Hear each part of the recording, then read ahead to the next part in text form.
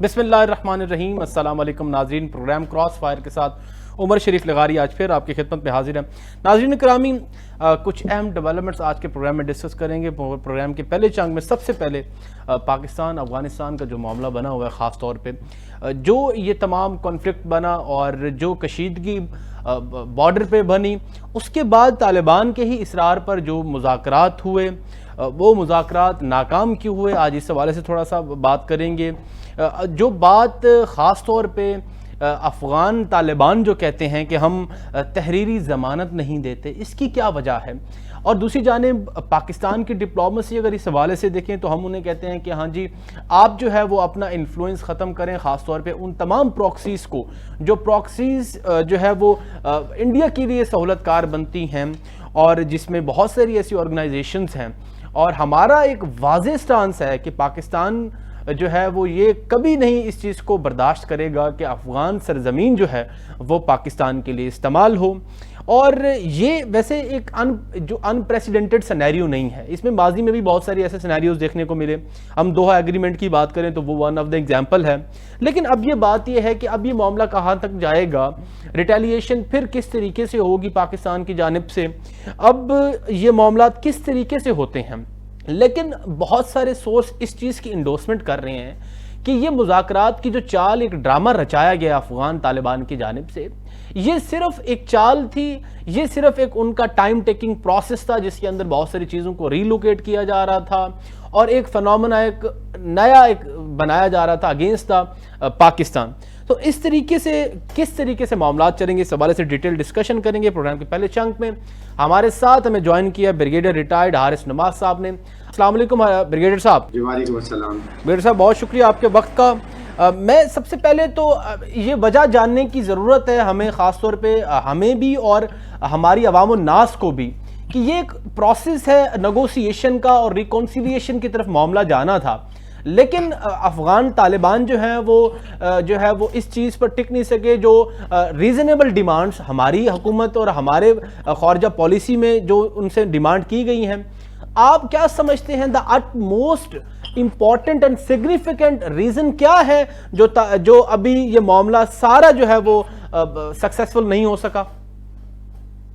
देखिए, दो दिन, एक तो अफगान तालिबान की और टीटीपी ख्वारिज जो है जी, इनकी आइडियोलॉजी एक है जी, सो दे ये उनको सपोर्ट करते हैं जी। और अगर ये वहाँ मान रहे थे कि हाँ जी हमारे पास हैं, आते हैं, हम उनका ख्याल करते हैं, क्योंकि हमारे एक दूसरे में बड़ा सपोर्ट भी किया है जी, लेकिन अगर हम राइटिंग हम लिख देंगे जी, इसका मतलब ये प्रूफ है जी, कि हमने एडमिट कर लिया है कि अफगान के ये टीटीपी ख्वारजी जो हैं जी, ये अफगानिस्तान में मौजूद हैं, चाहे वो नूर मासूद हो, गुल बहादुर हो या इनके और फैक्शन जो डिफरेंट सब हो, जिसकी वजह से ये कहते हैं हम मानते हैं कि लिख के नहीं देंगे।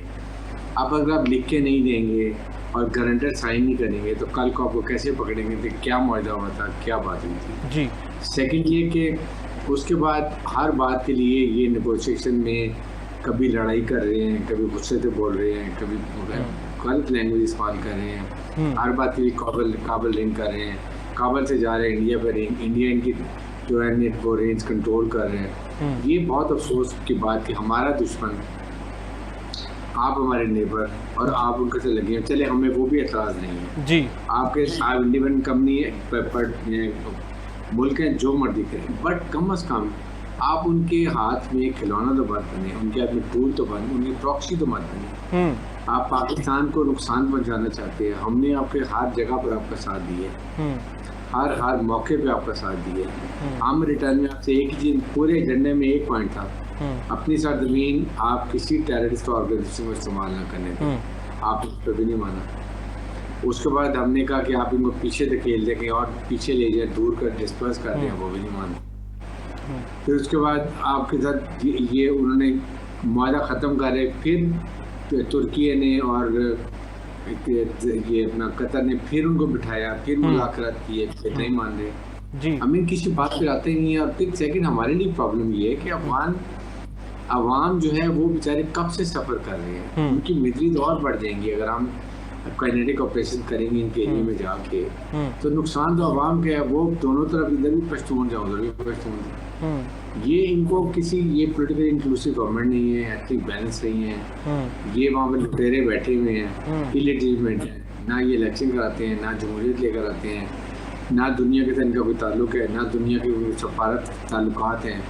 ये बताइए ये क्या, ये सिर्फ ये जो पैसा मिल रहा है बस उस पर गुजारा कर रहे हैं, ये समझ रहे अभी भी वहाँ पर रेड कर रहे हैं और ये एम्बुश लगा रहे हैं, यही इनका काम है। They should understand how they how to live in the community of nation, ये इनको समझ आनी चाहिए।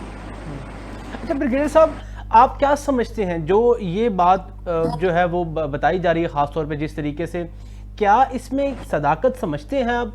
क्या सिर्फ 1% में तालिबान अफगान तालिबान की कोई इंटेंशन थी मुज़ाकरात की, या ये फुली प्री प्लान्ड नेगोशिएशन का प्रोसेस था जिसको वो एट द एंड जो है वो नाकाम करना चाहते थे, वो टाइम लेना चाहते थे? I think they wanted to gain time. जो पाकिस्तान ने जब इन्होंने हमारी पोस्टों में हमला किया तो पाकिस्तान रिटेलिएशन में कोई 200 के करीब हमें अफगान तालिबान और ख्वारिजों को मारा। फिर हमने जो 22 पोस्टों में इन्होंने अटैक हम पे फायरिंग की थी, वो सारी पोस्टों में हमने कब्जा कर लिया जी। इनकी टैंक पोजीशन उड़ा दी, इनके काफी नुकसान किया, क्रू मारा गया, कमांडर मारे गए जी।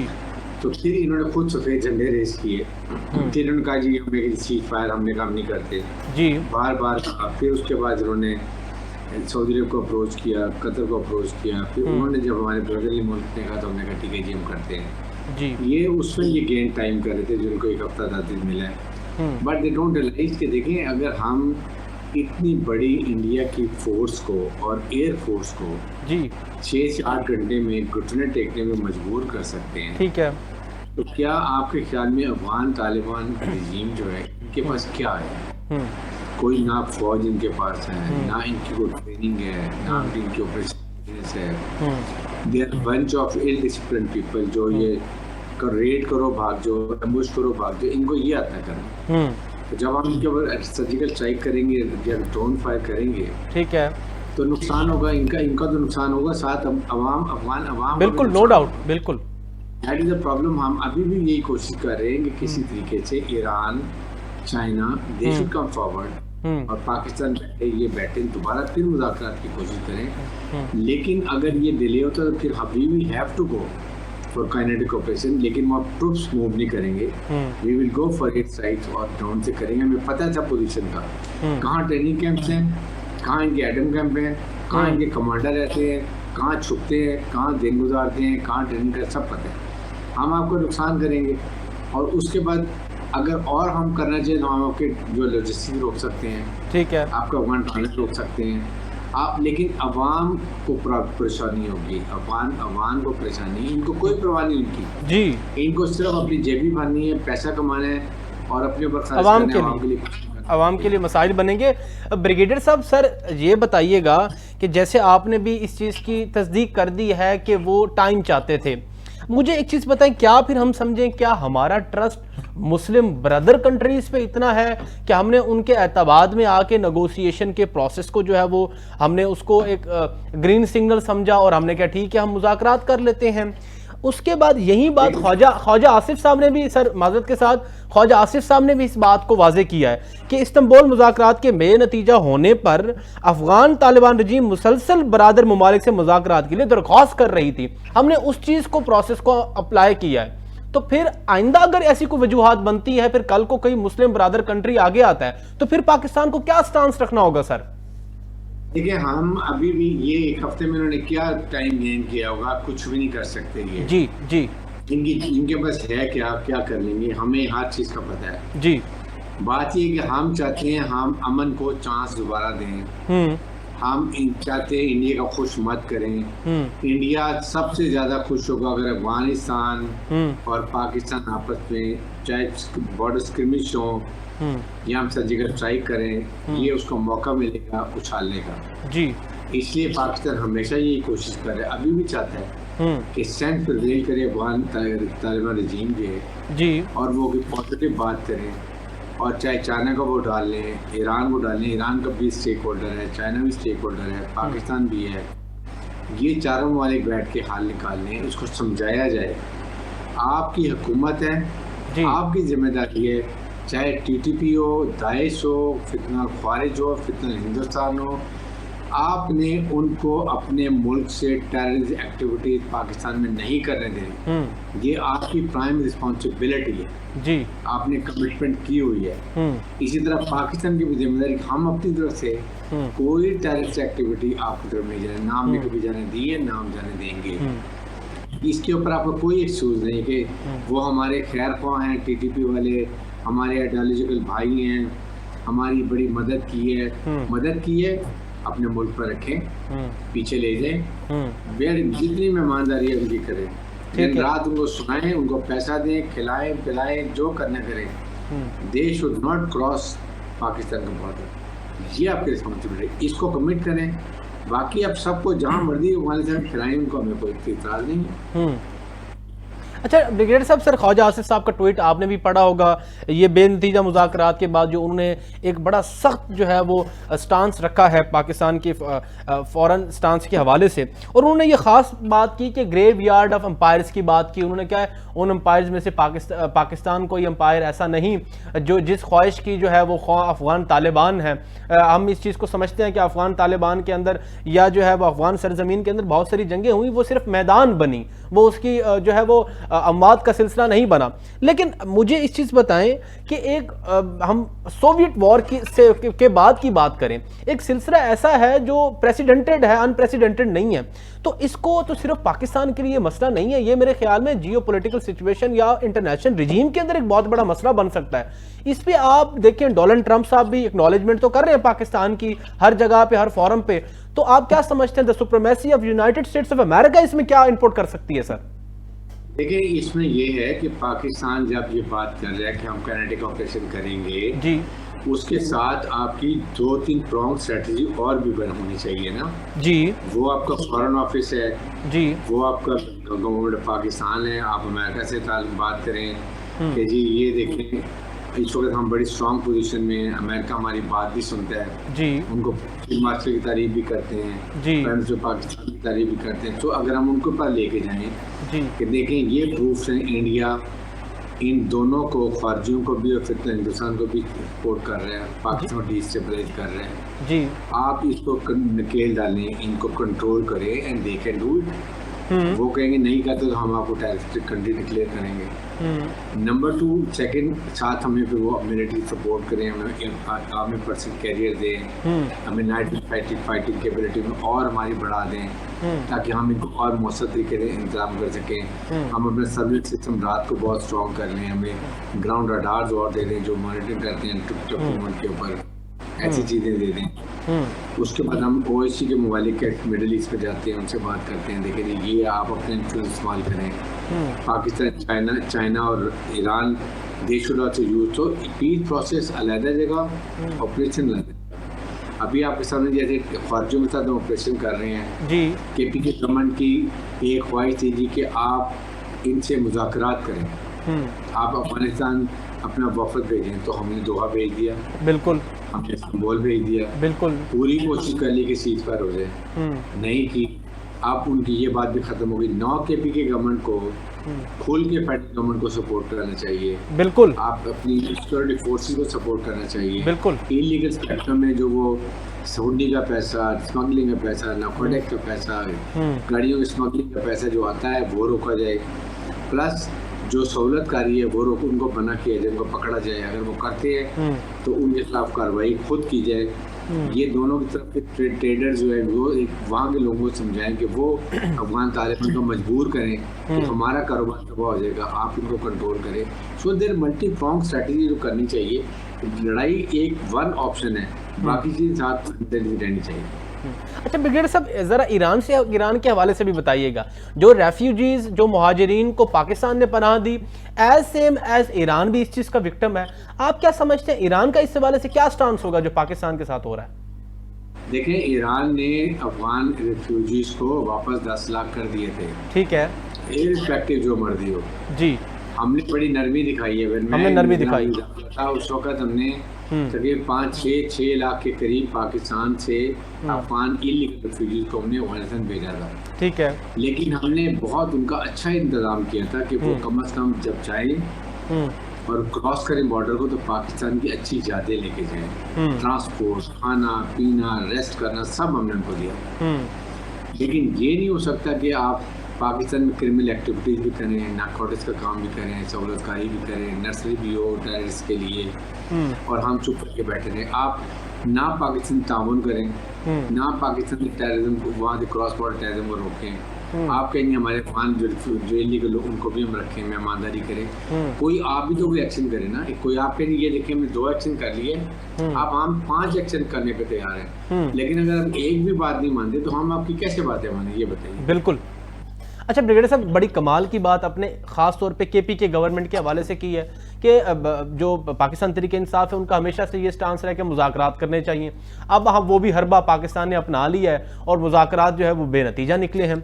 अब क्या समझते हैं पॉलिटिकल स्टेबिलिटी इस हवाले से जो है वो ख़ास तौर पे ऑपरेशंस की बात में या अफ़गान रेफ्यूजीज़ के हवाले से, उनके इनखला के हवाले से अब वो कितना जो है वो मस्बत होगी तमाम पॉलिटिकल पार्टीज़, और इसमें कारआमद चीज़ें अब क्या होनी चाहिए सर? देखें, एक तो ये कि फेडरल गवर्नमेंट को केपी के गवर्नमेंट के साथ बैठ के बात करनी चाहिए, ठीक है, ताकि वो एक पेज पर आ जाएं जी। और फेडरल गवर्नमेंट, केपी की गवर्नमेंट और सिक्योरिटी फोर्सेस को फुल सपोर्ट करना चाहिए। अब ठीक है, वहाँ पर वहाँ के अवाम, वहाँ की हुकूमत, वहाँ का जरगा, वहाँ के बॉर्डर के लोग सब शुड स्टैंड विद पाकिस्तान, इसलिए कि बॉर्डर के लोगों को पता है कि इनमें कौन खौरजी कहाँ से आते हैं, कब आते हैं, कैसे आते हैं। उनको 4 फरवरी इनके खिलाफ खड़े हो जाना चाहिए, अपने मुल्क के लिए, अपने वतन के लिए, अपने अवाम के लिए, अपने फौज के लिए जी। अगर ये कर लें तो ये खुद बहुत अपनी मौत खुद मर जाए। ठीक है। अच्छा सर, आज़ाद कश्मीर एक हसास इलाका है हमारा, ठीक है सर, जिसकी बड़ी कोशिश होती है भारत की कि उसमें किसी किस्म की कॉन्स्पिरेसी या किसी किस्म का माहौल ख़राब करने की कोशिश की जाती है। एक रियासत के अंदर पॉलिटिकल स्टेबिलिटी जब ना हो तो मेरे ख्याल में बहुत सारे एक जो है ना वो रास्ते हो जाते हैं मामला ख़राब होने की जानिब से। जो मामला सिनेरियो बना हुआ है नो कॉन्फिडेंस मोशन का, आप क्या समझते हैं इसमें वफाक की रिस्पॉन्सिबिलिटी कितने हद तक है कि इस मामले को fill for as soon as possible ठीक किया जाए, ताकि आज़ाद कश्मीर के लोगों को या वहाँ के तमाम तर जो इदारे हैं उनमें किसी किस्म की साजिश ना हो सके, जो भारत चाहता ही वही है सर करना?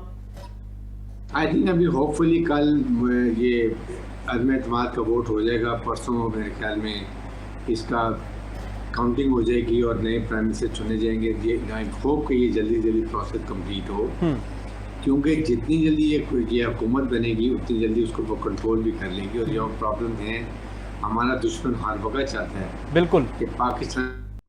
सर ब्रिगेडियर साहब, आखिरी सवाल थोड़ा गाजा के हवाले से सर, गाजा के हवाले से काइंडली थोड़ा बता दीजिएगा कि एक तो बात सबसे पहले यह है कि जो पीस एग्रीमेंट डोनाल्ड ट्रंप साहब ने करवाया, उसके बाद गाजा में नेतन्याहू के हुक्म पर हमलों की नई लहर और 15 फ़लस्तीनी शहीद, 50 ज़ख्मी हुए हैं सर। तो ये जो है राफा, खान यूनिस और देर बाला में जो है ये बारूद की बरसात कर दी गई। एक तो इस वायलेशन के हवाले से भी थोड़ा सा बताएं कि इंटरनेशनल कम्युनिटी खासतौर पे जो भी सालिस थे इसके अंदर वो अब कहाँ हैं, ये क्यों मामला बन रहा है। दूसरा, जो पाकिस्तान की फोर्सेस के हवाले से बात की जा रही है कि पाकिस्तान की फोर्सेस वहाँ पे वुड भी डिप्लॉय हो सकती हैं कि जो पीस मेकिंग के लिए, इसमें ज़रा थोड़ा सा बताइएगा सर। देखिए, एक बात तो ये है कि ये इजराइल तैयार ही नहीं था जी, वो चाहता है पूरा गजा और मगरबी बैंक को अब वो कब्जा कर ले जी। पाकिस्तान अरब इस्लामी कंट्री ने बहुत जोर लगाया, फिर उस पर ट्रम्प ने भी उसको कहा इसराइल को कि तुम पूरी दुनिया के खिलाफ नहीं जा सकते हो, कर करा के मजबूरन उससे साइन कराया और हर मौका ढूंढता है कि इसको खत्म करे। अब अगर 8-10 वहाँ पर बॉडीज उनकी लाशें रह गई हैं इसराइलीज की जी, जो तुमने खुद बॉम्बिंग करके मारे उनको, अब वो ढूंढने में लगे हुए हैं, वहाँ पर माइन भी बिछी हुई है। गिव देम टाइम, आपकी बाकी चीज़ दे दी हैं जी, और आपको खुद शर्म आनी चाहिए कि आप सीज फायर को खुद वायलेट कर रहे हो। बिल्कुल। फिर वहीं पर तुमने रफा में जो फूड सप्लाई चेन उसको रोका हुआ है, वो रोका हुआ है, और इसलिए मेरे ख्याल में जितनी जल्दी में इस्लामिक टास्क फोर्स चली जाए उतनी बेहतर है। और साथ ही साथ पाकिस्तान को अगर वो कहते हैं पाकिस्तान मस्ट सेंड, हम दुनिया में peace keeping force United nation के अंदर जो पीस कीपिंग फोर्स हमने बहुत उसमें शेयर डाले हैं, हमें हमारी हमेशा टूट जाते हैं, वहाँ के भी सफर किए हैं।